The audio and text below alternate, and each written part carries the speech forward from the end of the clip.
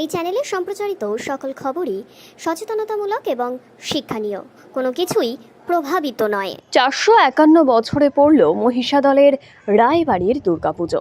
রায়বাড়িতে আগে দুর্গাপুজো হতো ঘটা করে।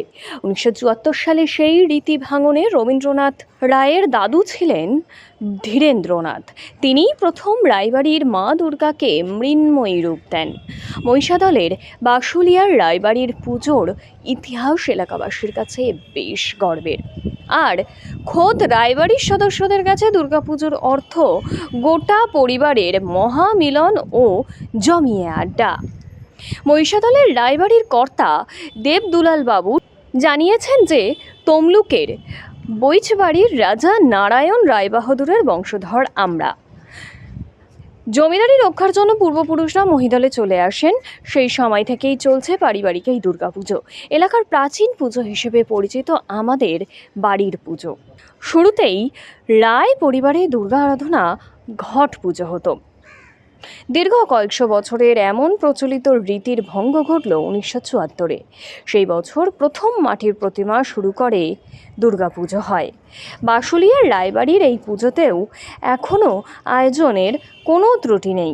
পুজো শুরু হয় ষষ্ঠীতে, অষ্টমীতে রীতি মেনে কলা, আখ, কুমড়ো ও লেবু বলি দেওয়া হয়। নবমীর কুমারী পুজো ঘিরে এলাকায় মানুষের ঢল নামে।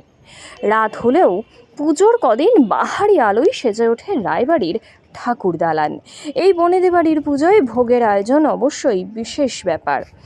আগে 20,000 মানুষ ভোগ খেতেন, এখন 1,500 থেকে 2,000 মানুষের আয়োজন থাকে। নবমীতে এই অন্ন ভোগ বিতরণ করা হয়। পরিবারের আত্মীয় স্বজন যারা দূরে থাকেন পুজোর টানে সকলেই বাড়িতে ফেরেন। গোটা রায় পরিবার ও স্থানীয়রা সকলে মিলে পুজোর কটা দিন বেশ জমিয়ে আড্ডা দেন। আরও কি বললেন তিনি, শুনুন। এই পুজোটা রাজবাড়ির পুজো শোনা যায়। এই বাড়িটা রাজবাড়ির পুজো কীভাবে হলো আর কত বছরের পুরনো পুজো? আমরা অ্যাকচুয়ালি হচ্ছে এখানে থাকলেও কি হচ্ছে আমরা তমলুকের যে বোঝবেড়ায় যে রাজ ফ্যামিলি আছে তারই আমরা বংশধর। তো ওখান থেকে বেরিয়ে এসে আমরা এপাশে আমাদের পূর্বপুরুষরা এসে এখানে ছিলেন। এখান থেকে এখানে নবমীর দিনই একদিনই ষষ্ঠী থেকে দশমী নবমী পর্যন্ত পূজা হয়, ঘট পুজো হয়। এখানে ভেতরে আমাদের একটা চালা ছিল ঠাকুর মণ্ডপের মতো, সেখানেই হতো। পরবর্তী ক্ষেত্রে আমার ঠাকুমা বসুমতী ভুবনেশ্বরীরা স্বপ্নাদেশ পেলেন। পাওয়ার পরে যে সারা বছর একটা নোংরা জায়গা মানে কি জঙ্গলে পুজো যখন হয় তখনই পরিষ্কার করছিল, তারপরে তো সেই হতো স্বপ্নাদেশ পেলে যে পরিষ্কার একটা, সেই নিয়ে আমাদের এই 1982 সালে দাদুভাইয়ের উদ্যোগে মন্দিরটা, দাদুভাই শ্রী ধীরেন্দ্রনাথ রায় উদ্যোগে মন্দিরটা তৈরি হয় এবং 83 সালেই প্রতিষ্ঠা হয়ে যায়। 1 বছরের ভিতরে পুরো মন্দিরটা কমপ্লিট হয়ে যায়।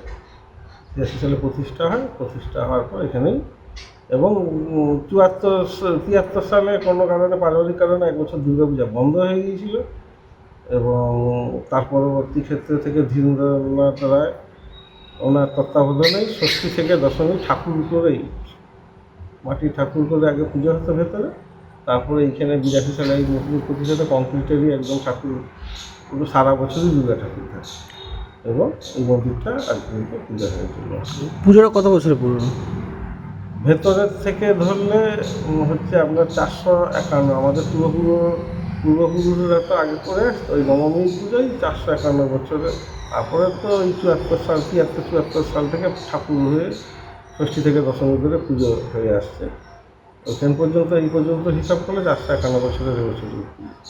পুজোর বিশেষত্ব কী রয়েছে? পুজোর বিশেষত্ব বলতে আপনার ষষ্ঠী থেকে যেরকম পুজো হয় ষষ্ঠী, সপ্তমী, তারপরে হচ্ছে আপনার অষ্টমী, যেমন নবমীতে বৈষ্ণবী মতে যেহেতু পূজা হয় সেহেতু আখ, কলা, শশা এরকম বলি দেওয়া হয়।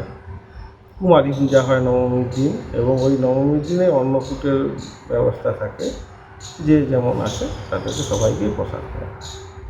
আপনার নাম? দেবদুলাল রায়।